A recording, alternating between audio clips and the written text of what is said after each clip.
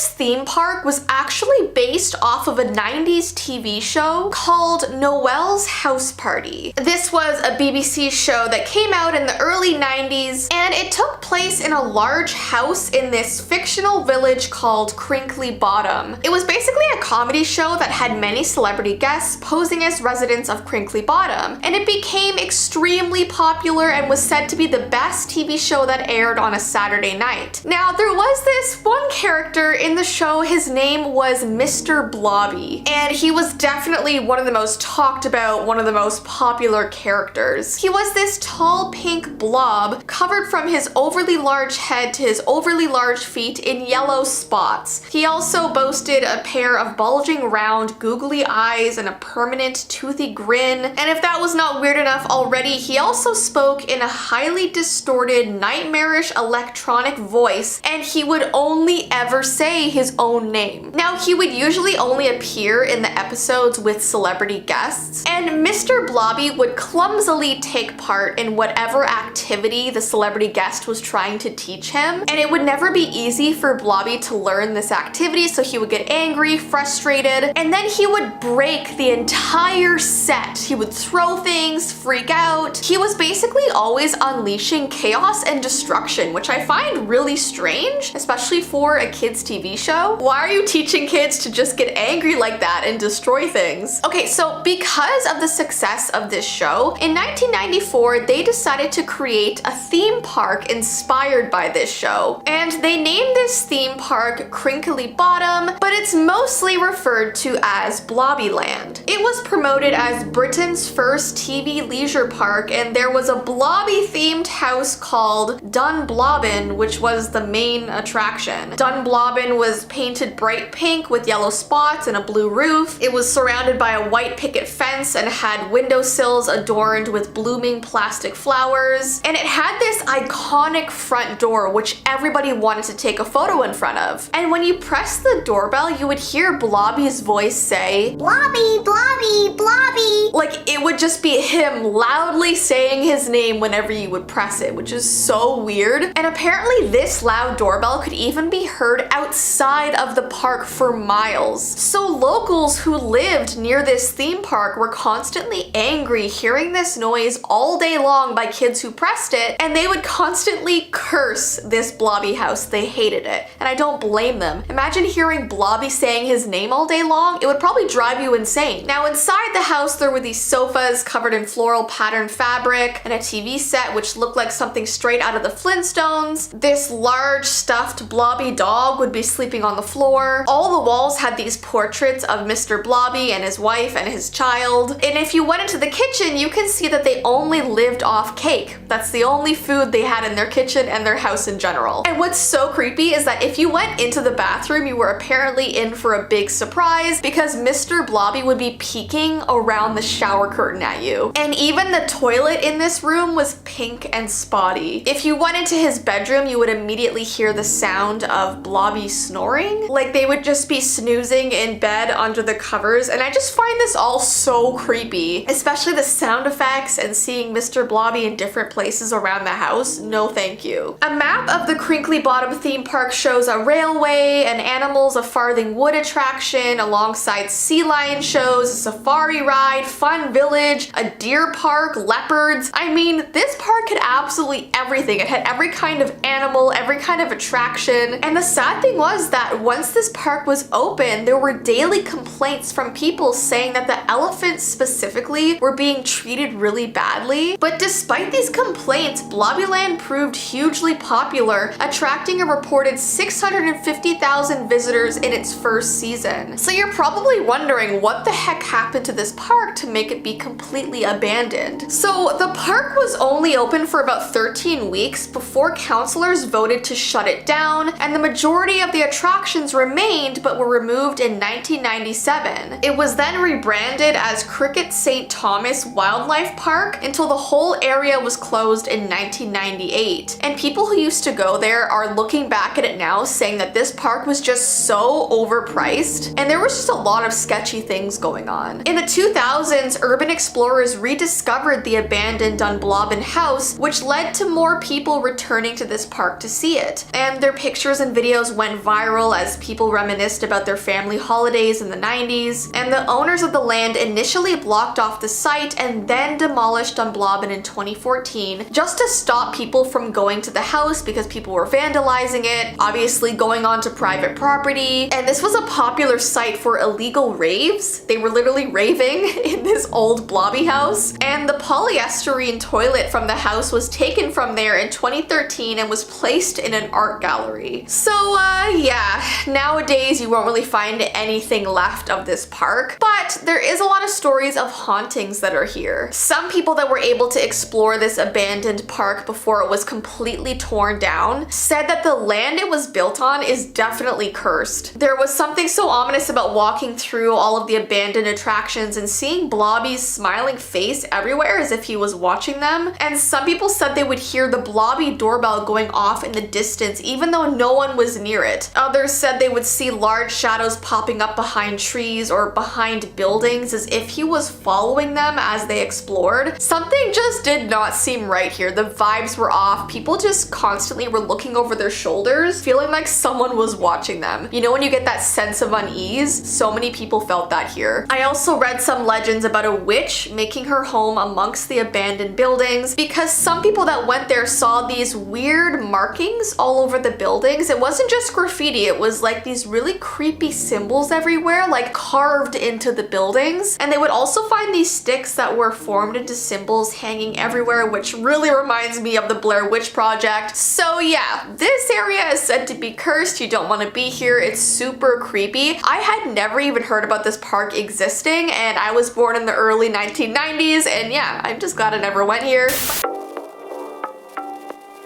I first need to mention that the original Disneyland opened in Anaheim in California in 1955. And then Nara Dreamland followed just 6 years later in Japan, opening to the public in 1961. And this park was almost a carbon copy of Disneyland. It featured copies of the themed areas like Main Street USA, Adventureland, Fantasyland, and Tomorrowland. And there were even copies of the different rides and attractions at Disneyland. Things like the Sleeping Beauty Castle, Autopia, Skyway, Teacup Rides, Submarine Voyage, the monorail, the pirate ship, double-decker omnibuses, vintage cars. I mean, this place was really trying to be Disneyland as best as possible. And if you looked from above, the layout of the park was also almost identical to Disneyland. Even the entrance of the park looked the exact same. Nara Dreamland was popular for a time and welcomed 1.6 million guests at its peak. Well, soon after, Tokyo Disneyland finally came to Japan on April 15th of 1983, and it basically did what Dreamland was unable to do, because Dreamland was never able to successfully license the Disney brand and characters for their park. So the visitor numbers at Dreamland collapsed because everyone wanted to go to the real place where they could actually see Mickey Mouse. Then in 2001, Universal Studios Japan opened up and attracted 11 million guests in its first year. So Dreamland continued to struggle until 2006 before it was closed down and was in an extreme state of disrepair at the time. It was then completely demolished in 2017 to make room for housing. So it's kind of a sad story because Dreamland was really supposed to be Disneyland for Japan, but they couldn't license it. They just could not live up to Disneyland. And then Tokyo Disneyland came around and Universal Studios, so all these amazing parks were just opening up around Dreamland and they just lost out. So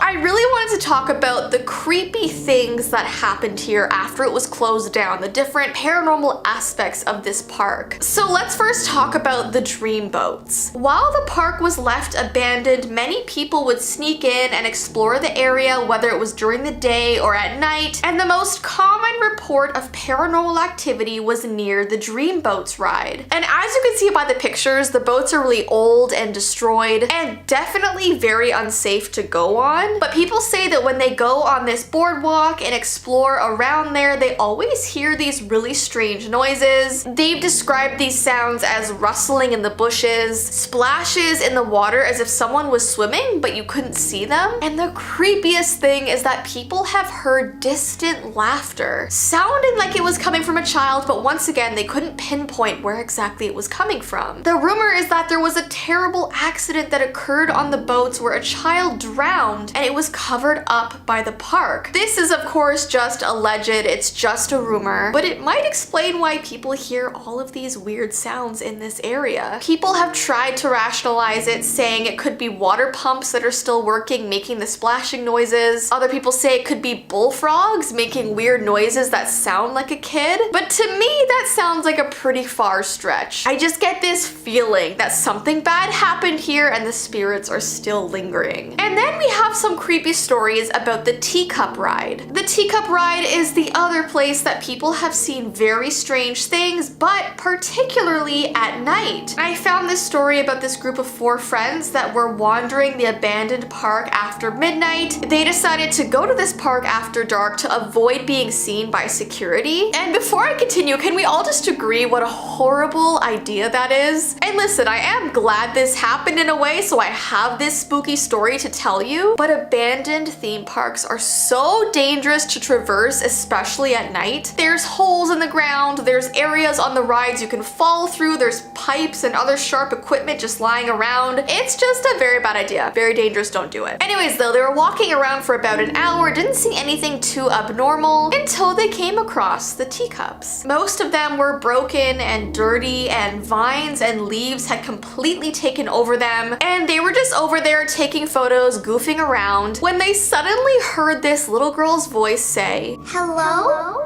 Now, they couldn't see exactly where the voice was coming from, but it almost seemed to echo, and it made them think that maybe it was coming from inside one of the teacups. "Have you come to play with me?" The voice continued to ask them. So now the group was starting to get really scared. A couple of them ran away back to the car, but the other 2 stayed behind. They tried to scan through all of the teacups with their eyes, but it was too dark to see anything. But then, right at the very back, they saw a shadow of a little girl's head pop up from the side of one of the teacups, followed by a little arm that came up and began waving at them. So they quickly took a photograph, ran back to the car, and when they got home, they looked at the image to see that the little girl's eyes and mouth were sewn shut. That is so creepy. That is so creepy. So clearly it was like another creepy spirit child that was there. And I have heard so many creepy things about this park, and of course now it's completely demolished, so nothing else is happening there. But what does concern me is that houses were built over top of the land. So does that mean that maybe some of those houses could be haunted by these spirits? I don't know, but I kind of feel bad for those people.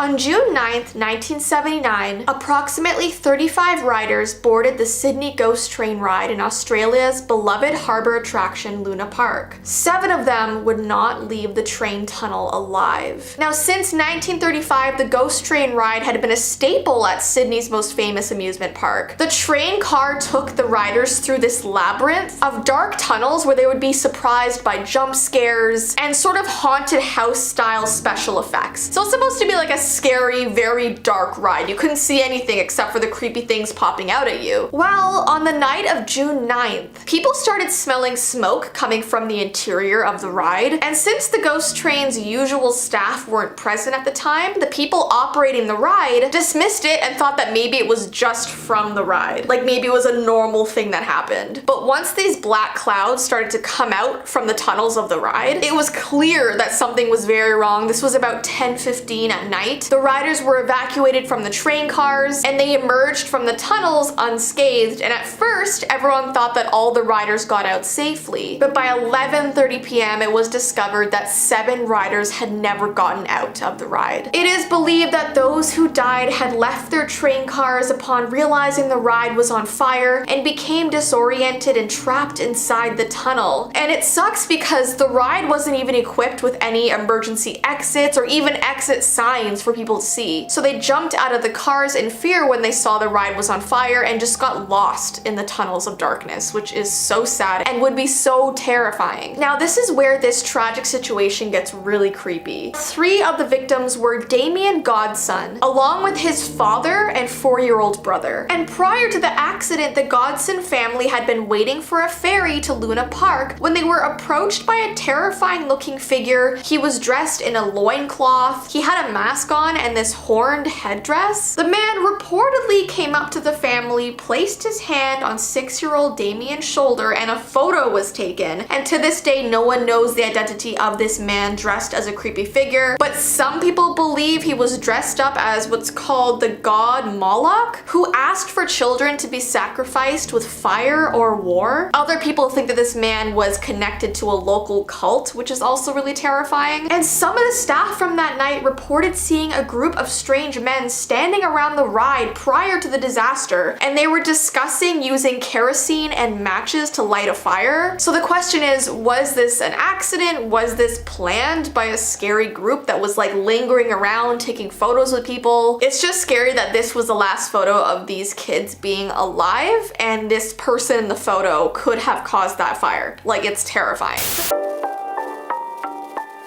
So, as you can tell by the title of today's video, today we're going to be talking about 2 abandoned Disney parks that people just seemingly forgot about. And these parks are actually so creepy, they were just left alone, and the reasoning behind why they were left alone is even scarier. Anything that has been abandoned is creepy to begin with, but abandoned Disney parks in particular have an unsettling quality to them that's hard to shake. Disney has ditched several projects over the years for various reasons, but often these parks have been left to decay naturally over time. The results are eerie remains of what was once part of the happiest place on Earth. So we're gonna talk about the first place, which is Discovery Island. Now it's crazy because this park only closed like 5 years before I went to Disney World for the first time. So if I went just slightly earlier, could I have gone there? I don't know. Discovery Island is located in the middle of Disney World's Bay Lake. It used to be accessible from the various resorts surrounding the water. Transportation via waterways was the only way to reach the island, and there were no bridges connecting the island to the mainland. So this was literally just an island in the middle of Disney World that there were no bridges, no walkways, you had to take a boat to get there. The island can still be seen from the surrounding shoreline, but the distance and the dense shrubbery restricts the view of most of the island. So if you go to Disneyland even today and you're walking through the parks or you're walking through the resorts, you can still visibly see the island off in the distance, which is kind of eerie. Now, what's interesting is that there are boat rentals and kayak rentals that allow you to get pretty close to the island, but Disney says that you cannot sneak onto the island or you will be banned from Disney World. So they make sure you're at least 50 meters away from the island, but I guess it's also dangerous for guests to be that close because it is abandoned. There are a few Disney resorts that have a really good view of Discovery Island. 2 of those places are Disney's Contemporary Resort and the Wilderness Lodge, which are located directly across the water. So if you're staying in one of those 2 hotels, you can see Discovery Island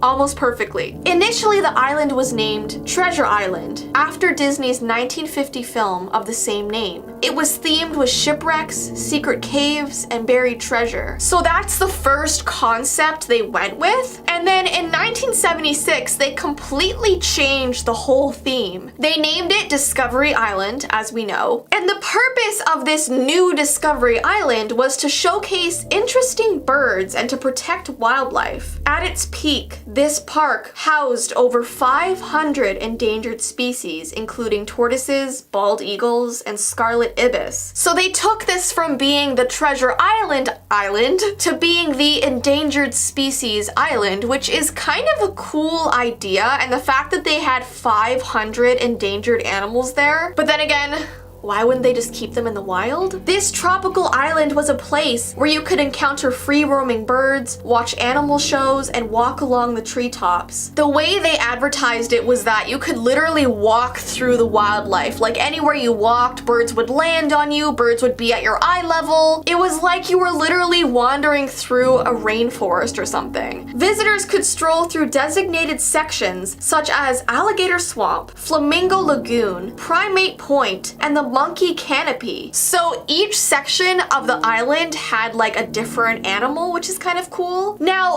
this island closed on April 4th, 1999, and it really shocked people because the island was doing fairly well. So it had been open for 25 years before it closed. The animals were relocated to Disney's newest theme park, Animal Kingdom. Now, not all of the animals could be put into Animal Kingdom, so the ones that were left over, they were put into sort of zoos around the United States, which sounds horrible. The island has remained closed to the public since 1999, and Walt Disney World has banned all outings to the park. You can't get within 50 feet of its shoreline, and legal action may be taken if you're found trespassing. In 2016, there was this photographer who took a drone with him and somehow snuck onto the island. He took a bunch of pictures, released them all onto the internet, which is how we all know what the park looks like today. And since he did that, he was banned from Disney parks everywhere. Now you're probably wondering, why did it close? Well, that's sort of where the conspiracies come in. Some people think it closed because of the fear of wild roaming alligators. I think parents were worried because a lot of the animals were allowed to just roam around outside of fences. Obviously the alligators were probably fenced, but they find their way out, you know what I mean? They go into the water, swim around the island where the boats are. It was basically Alligator Kingdom. There was also an alleged mishandling of animals, and this last reason is so scary to me. Some believe the island's park was closed due to the presence of a brain-eating bacteria. Now, this brain-eating bacteria actually killed an 11-year-old boy that was at the park. This bacteria is not common, so like no need to freak out or anything, but it is present sometimes, and I think like lakes and fresh water, it just grows there. So when the news of this boy kind of got out into the world, people freaked out, were afraid of the park, didn't want to bring their kids there. And also they had just created the new Animal Kingdom park that opened in 1998. So Discovery Island became slightly less popular as Animal Kingdom was larger. Animal Kingdom was also so much easier to reach. You didn't have to take a boat there, you just had to walk there. So I think people sort of just forgot about Discovery Island and didn't care about it anymore. And that's probably mostly why it was shut down. There have been rumors of Discovery Island reopening as a honeymoon resort, but up until this point, nothing has been done there. So let's move on to the second abandoned park. This one is called the River Country Water Park. Disney's River Country in Bay Lake, Florida was a huge deal when it first opened back in June of 1976. It was the first of the multi-billion-dollar corporation's water parks, and it made quite a splash. In its first few years, the park was filled with excited families and squealing children speeding down the slides. It was described as an old-fashioned swimming hole, complete with rocks and man-made boulders. In its first year, the theme park averaged 4,700 guests per day. So this park was poppin'. Disney World had never really had a water park up until this point, so people were so excited to go there. There were so many crazy slides. It just looked like a water wonderland. But it closed in 2001 and people were so shocked. Now, there are different reasons and conspiracies as to why this park might have closed. These are all alleged things, and Disney themselves have not confirmed to me for this video if any of this is true or false. These are just things that I found online, and they are conspiracies. So the first reason of why this park may have closed is because of the brain-eating bacteria, and that's the reason why the other park closed in 1999. Anything to do with water in Disney, I think they just freaked out over. Then in 1982, disaster struck again when a 14-year-old boy from North Dakota drowned after dropping into the lake at the end of the Whoop and Holler slide. The boy's family went to the news and basically basically said that there were no signs telling how deep the water actually was. Because you know when you go to water parks and you go down a slide, they have like a height thing you have to stand beside. The parents are saying they never had those signs. There were some lifeguards that even came forward that said that dozens of people had to be rescued from rides every single day. So it was a common thing that people had to be rescued. How messed up is that? Then in 1989, a 13-year-old teenage boy from Florida also drowned at the park. So people suspect that the main reason why the park closed was because of all these disasters that happened there. Since then, the resort has been left to rot, filled with overgrown moss, dilapidated offices, and abandoned rusty water slides covered in vines. There are rumors that they are rebuilding a new hotel to replace this old water park. They also wanted to have a nature-inspired theme, and they want it to be open by 2022, so we'll see if that happens.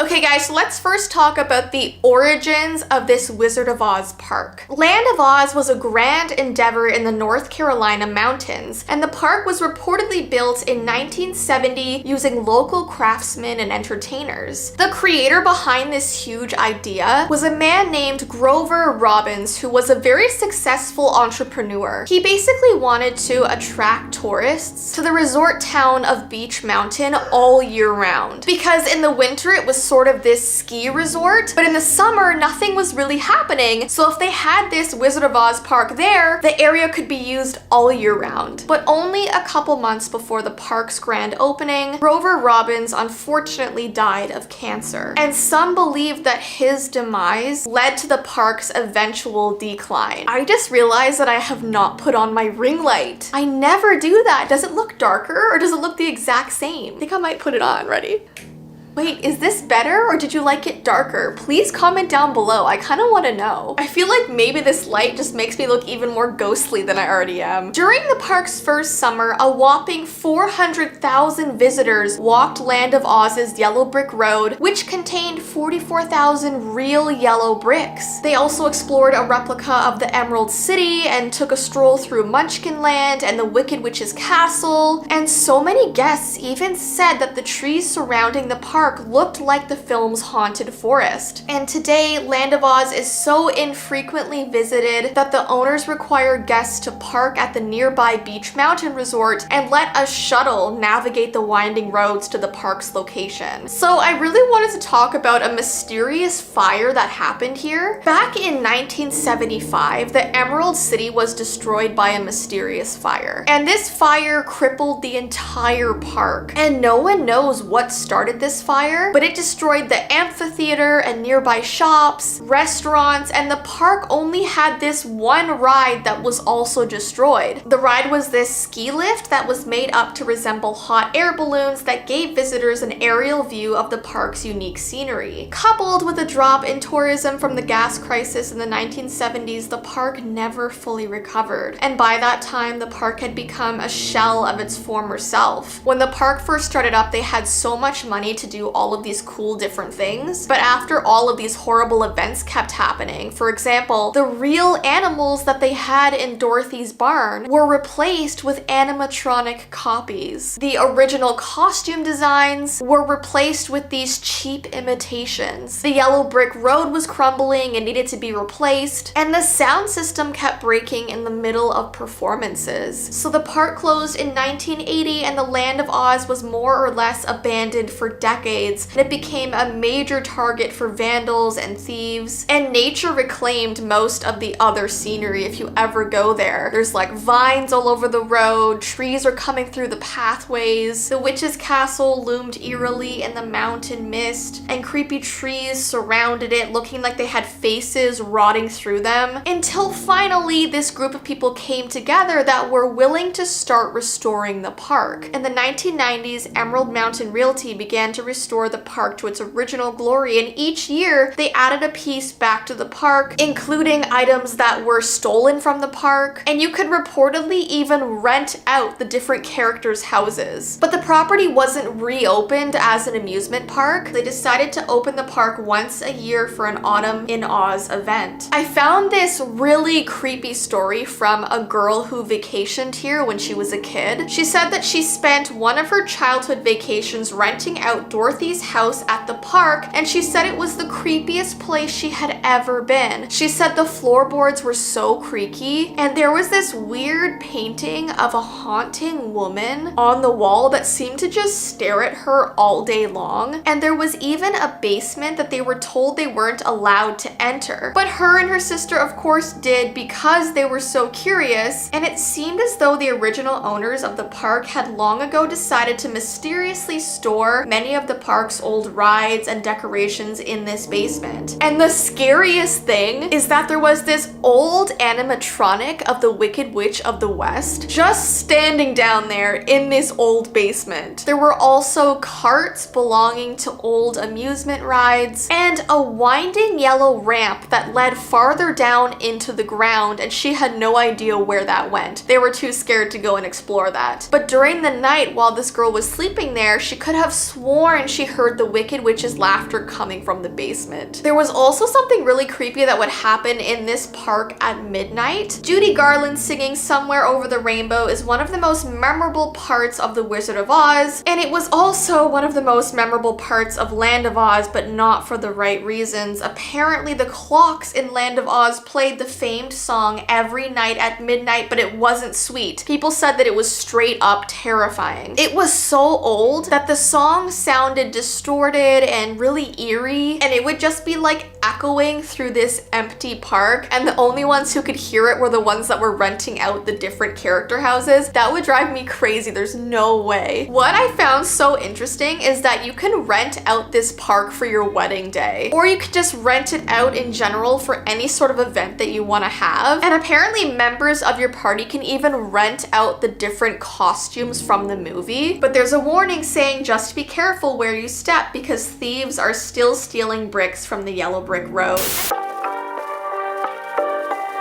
This is probably one of the most bizarre experiences that I've ever told. Obviously, it's not my experience, it's an anonymous user's experience that I found online, but it's literally about this hidden Barbie theme park that two sisters found one day. So these two sisters were walking home from school one day when they noticed one of the roads were closed due to a huge car accident that happened. So they decided that they would take a different way home. Now, there was this very large forest that was kind of in the center of the neighborhood, so they assumed that if they walked through it, they would eventually get to their houses. Now, for some reason, their parents had always told them to never venture into this forest. They didn't know why, they just knew that they were never ever allowed to go there. But they just thought if they walked super fast, they would be home in no time and their parents would never know. Well, after only walking in the forest for about 5 minutes, one of the girls stepped on something that made a loud cracking sound. And when she looked down at the ground, she saw a broken face of a Barbie. And the body of the Barbie was like missing an arm and a leg. It was just so random to be on the ground in this forest. And as they kept walking through the forest, things got even stranger and stranger. They started seeing these pink streamers hanging from the trees and a distant sound of carnival music. The sky suddenly grew dark as if it was about to start storming. And after walking even deeper into the woods, they saw a Ferris wheel that was lit up with pink and yellow lights. And they wondered why they had never seen a literal theme park in the center of their neighborhood. They ran towards it and saw that everything was Barbie themed. All of the arcade games had Barbie faces plastered all over them. There was a ball pit with Barbie heads instead of balls. There was pink popcorn and Barbie shaped cake pops. Everything just looked so enticing and amazing to them. They played there for what seemed like hours and then decided to go home. And when they arrived at their house, they saw 3 police cars sitting in their driveway and their parents ran out to immediately hug them. Their parents asked them why they had been gone for 3 straight days. But to them, it had only seemed like hours. And after telling the police that they had been at this really awesome theme park in the the middle of the forest, the police went to investigate and found the ruins of old rides in the middle of the forest. It looked like they hadn't been used in at least 30 years. Now, the police said this forest had a very strange history of children constantly going missing there throughout the years. Some were never found, and others came back weeks or days later talking about this mysterious theme park that they had been at. And each kid said the park had a different theme depending on what they loved. For one kid, it was race cars. For one kid, it was Barbies. For another kid, it was Disney themed. So all the adults that lived in the area thought the forest was cursed and warned their kids to never go there. And that's how this story ended. I thought it was just super bizarre. So it's like this cursed theme park caters to these children and hopes that they'll stay there forever and ever. So weird. Okay, let's talk about a real theme park that actually existed back in the 80s and 90s. It was called Action Park, and this was reportedly America's most dangerous park ever. Now, this park opened in 1978 in New Jersey, and almost instantly things started to take a turn for the worst. So many people got injured at this park, and it was finally shut down in 1996, I believe. So I'm gonna tell you some of the most horrific things that happened there in the 18 years that it was active. Now, the problem was that all of the ride operators and all of the staff there were just young teenagers, and they were literally hired with no first aid training, with barely any work experience. They barely knew how to function the rides. It was pretty bad. Let's talk about the first bad attraction, the wave pool. The tidal wave pool quickly became a prominent attraction at Action Park. It was one of the first wave pools of its kind in the US. And because people hadn't really seen a wave pool before, people were so amazed by this. But instead of filling the wave pool with salt water, which you usually do to help swimmers stay afloat, they filled it with fresh water, which is a lot harder to float in. And apparently lifeguards had to save up to 100 people each day. Are you kidding me? This wave pool was so dangerous they had to have 12 lifeguards looking over it at once. And it says that 3 people actually drowned in this pool between 1982 and 1987, and it actually earned the nickname the Grave Pool. Could you imagine wanting to go play in something that was called the Grave Pool? Next, we have the Alpine Slide. On the Alpine Slide, riders would climb aboard a tiny sled and launch themselves down a concrete track. Now, riders would basically control themselves with this handbrake that people said was usually broken, which is not good. That's the other things. They would never really fix their rides when they broke. Now, the sleds had 2 speeds. One was called slow, and the other was called death awaits. Are you kidding me? And it says between 1984 to 1985, so just 1 year, there were 14 people who sustained fractures, and 26 people had head injuries. Now, this wasn't even the worst thing that happened on this ride. In 1980, an employee decided to go down this ride and actually fell off the edge of it. They fell into this rocky area below and unfortunately passed away. And get this, the ride remained open even after that. Next, we have the kayak ride. The park's kayak ride was nothing more than a few large fans creating fake rapids on a watery track, which riders would paddle down. Now, in 1982, a man was actually electrocuted while on this ride because he stepped too close to an exposed wire in the water, because they literally had fans, electric fans in the water, making this ride have rapids. Next, we have the Tarzan swing. The ride comprised of a long piece of rope which could swing people out over a giant pool. They would let go and fall into the chilly water below. Now, the problem was the water that filled this pool was too cold for people to be in. They filled this pool up with natural spring water that was 30 degrees colder than the rest of the water at this park. And apparently in 1984, a man went into this pool and died of a fatal heart attack because the water was too cold. Next, we have the looping water slide. The man who designed this ride had no engineering experience, which is a very bad sign. And after building this slide, they decided to test it out with dummies. And it literally says the dummies would often emerge from the slide decapitated or in pieces. This slide was only open for a month before it was shut down by state safety regulators. And literally the people who went down this slide often came out missing teeth. Are you serious? Next, we have the go-karts. Each go-kart had a device on its motor to keep the top speed at around 20 miles per hour for safety reasons. If you've ever been on a go-kart ride, you can only go a certain speed and you can never surpass that, because then it's like a real car, which is not allowed. But the staff at this park found out a way to get the cars to go 50 miles per hour. So they started traveling at speeds capable of killing passengers. And the last really disturbing fact is that the town of Vernon, New Jersey allegedly had to purchase more ambulances to manage the multitudes of injuries at Action Park. On average, 10 people a day were severely injured at this place, so ambulances were constantly going in and out of this park that they had to get more. Are you serious? I mean, this whole thing just blows my mind. The entire time I was doing research for this video, I was like, are you kidding me? I cannot believe this park was allowed to even run for 18 years. What? Please comment down below if you or any of your parents or relatives have ever been to this park and what they thought of it. By the time it closed in 1996, I was only a few years old, so obviously a baby's not gonna go there, and I would never go there in general, so I'm very glad I never did. Anyway,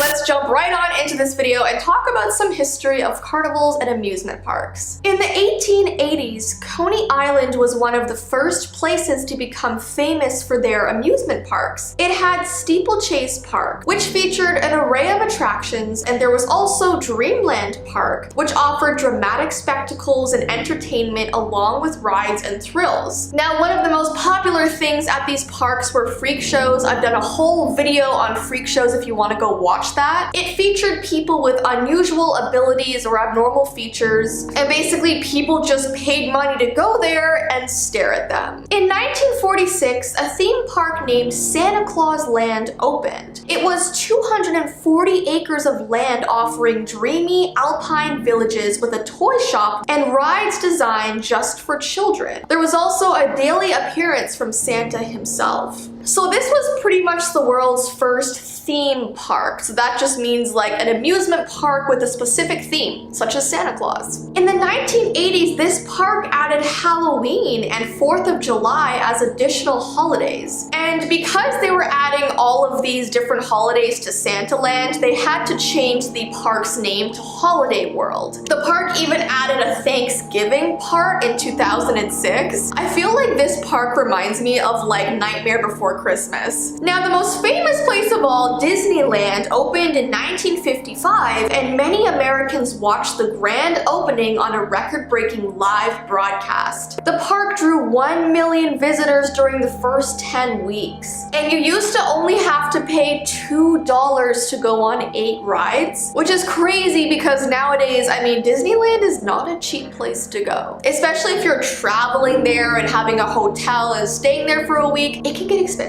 Then on August 1st, 1961, Six Flags opened in Arlington, Texas. Each section of the park focused on one of the 6 cultures that had shaped the state throughout history. Six Flags is the world's largest regional theme park company, operating 30 properties in North America. Unfortunately, the New Orleans park was forced to close in the aftermath of Hurricane Katrina in 2005. So those are all basically the first ever amusement parks and theme parks. So let's briefly talk about fun houses. A fun house is a building in an amusement park that contains various devices designed to startle or amuse the guest. The first ever fun house was built in the 1900s at Coney Island. It contains a ton of mechanical devices you can interact with, such as large spinning discs, moving barrels, sections of floor that go up and down, distorting mirrors, slides, there's so much more. When I think of a fun house, I think of that famous scene in movie history from the movie Grease when they're singing "You're the One That I Want." I always think of that scene whenever I think of a fun house. So let's talk about some abandoned and haunted fun houses and amusement parks around the world. The first one is a haunted fun house in Bushkill Park. Even the name of that park is like, oh, Bushkill. Bushkill Park is located in Pennsylvania and was opened all the way back in 1902, so it's over 100 years old. And this was a very popular place for parents to take their kids. A lot of the rides were very kid-oriented. One of the most loved parts of the park was the fun house that was called the Barrel of Fun. Now, I don't know what barrel means. Am I just dumb? What is barrel? I've I've never heard of that word in my life. Well, the park had to close in 2007 because of a huge flood that pretty much destroyed everything. So now it sits there completely abandoned, and some people still sneak into the old funhouse. Now, people say this place is haunted by a ton of dark spirits. The second people step into this old funhouse, they feel the presence of them. There was one person who said they were looking at themselves in one of the warped mirrors, and they swear they saw their reflection smile back at them. Now, you guys know how I feel about mirror mazes and warped mirrors. I don't like mirrors,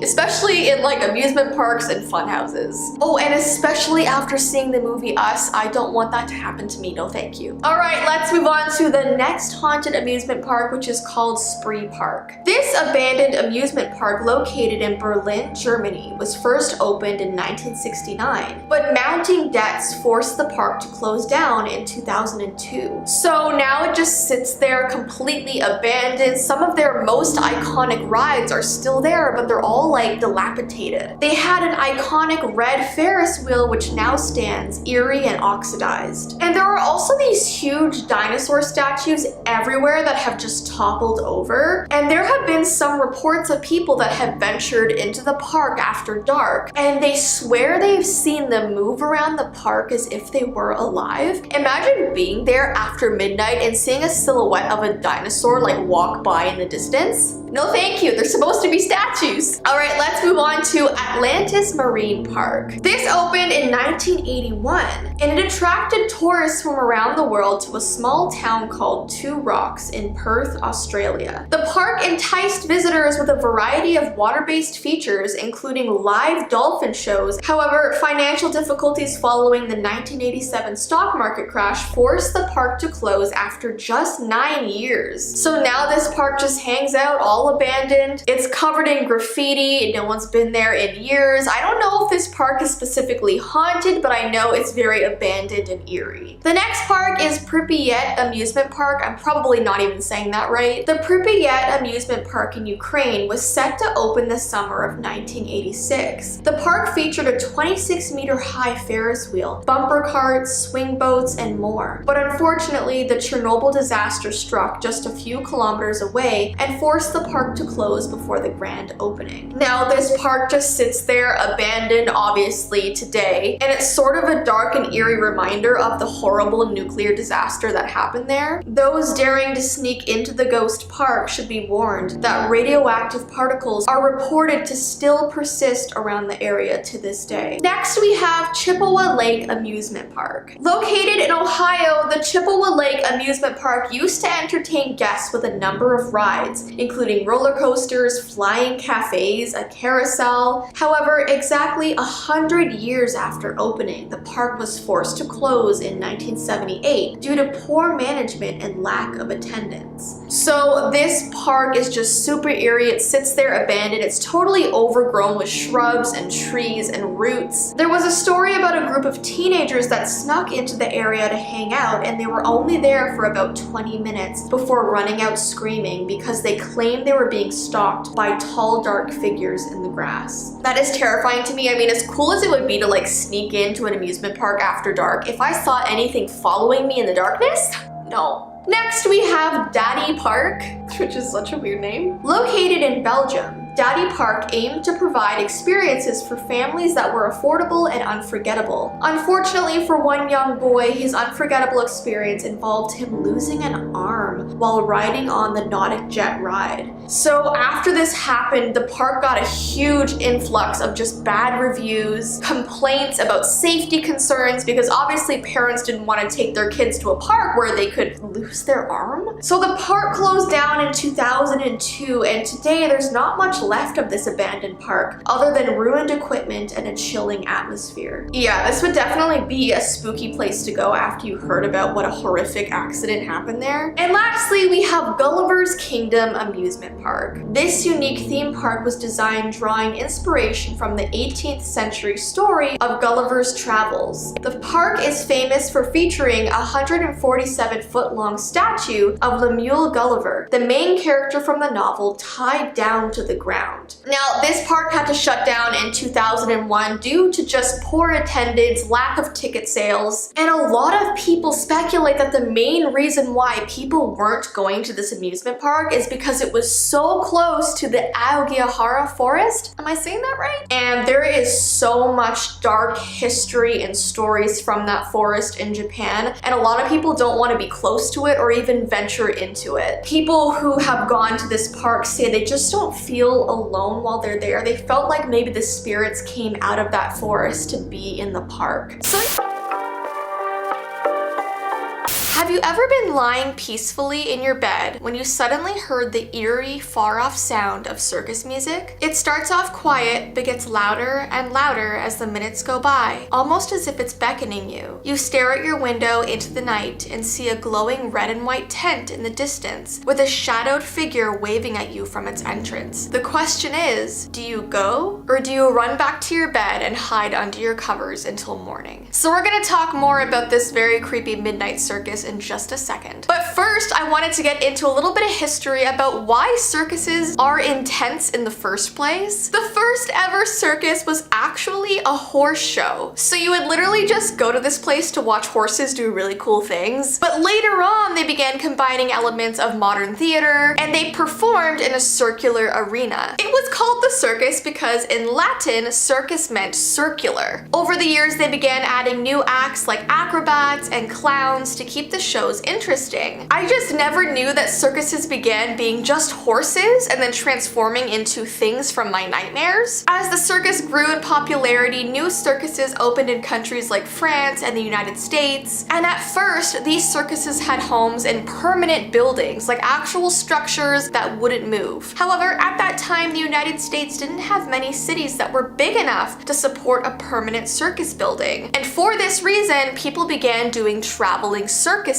In 1825, they began to use large canvas tents instead of a permanent building. And as traveling circuses expanded, tent sizes grew to accommodate more rings for different acts. The large tent that housed numerous rings and stages became known as the Big Top. And this name stuck and became interchangeable with circus. So Big Top, circus, the same thing, always in tents. Alright guys, so let's talk more about the midnight circus. So to continue on with the question that I asked you at the start, if you began to hear circus music in the middle of the night and saw this glowing tent off in the distance, would you go towards it or would you stay home? Before I continue, comment down below what you would do. Would you go see it or would you stay put? I myself definitely would not. I have seen enough horror movies to see what happens to curious people, but I also probably would wonder for the rest of my life what would have happened if I went there. So it's kind of like a lose-lose situation. Well, regardless of what choice you make, today I'm going to be telling you a story about a girl who decided to be brave and go towards this random circus in her neighborhood. When she saw it appear, the tent was sitting right in the middle of the park, about a 5-minute walk from her house. So she put on her coat, she snuck outside and hoped that her parents wouldn't hear her leave. When she got to the entrance of the tent, the tall, shadowed man that was waving at her before was just standing there looking straight ahead. She said hello to him, but he didn't respond. So she just walked right past him into the circus tent. She saw circus performers juggling, dancing, jumping on trampolines, swinging from ropes, and there were these clowns zooming past her on little bikes. Would you like to stay and watch the show? This deep voice came from behind her, so she turned to see the tall shadow man standing at the entrance looking at her. He had this smile that was unnaturally wide and she could barely see his face in the darkness. And without thinking, she said yes, she would like to stay and see the show. Suddenly, the man shut the curtains of the tent and she was trapped inside. The circus music stopped and all the circus performers stopped what they were doing to stare at her. She then realized that they were all standing in this circle around her, unmoving with giant smiles on their faces. Are you kidding me? She tried to get out, but the entrance was tightly shut and she could have sworn that she could hear the man chuckling on the other side. Suddenly, the tent started spinning and spinning in circles until she was so dizzy dizzy that she collapsed on the ground and blacked out. She woke up in her bed the next day. It was daylight and she wasn't quite sure if everything she experienced was a dream or not. But then she felt the back of her head where there was pain shooting all the way down her neck, and she realized that she actually did fall down and black out. She realized that everything that she experienced must have been real. And then she looked beside her to see a note sitting on her nightstand. She opened it to read, "Thank you for coming to the Midnight Circus. See you next year." The legend goes that once you decide to step into the tent and agree to watch the show, every single year you are forced to go back. So yeah, that is the story of the Midnight Circus. It actually really reminds me of that story I told probably like 6 months ago, maybe a year ago, about the midnight candy shop. Don't go anywhere at midnight. Don't follow the lights or the music. It's gonna go bad for you.